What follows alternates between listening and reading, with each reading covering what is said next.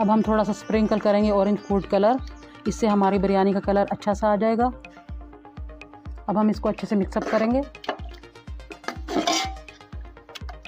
साथ ही हम इसमें डालेंगे आधा कप घी, आप ऑयल भी डाल सकते हैं।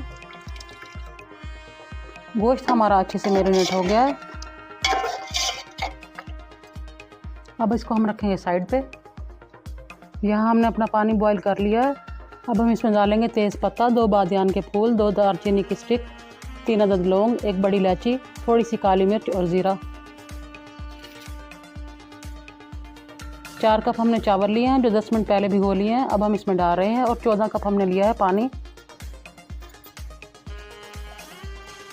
अब हम हल्के हाथों से मिक्स कर लेंगे। चावल हमने सिर्फ 5 से 6 मिनट बॉईल करने हैं।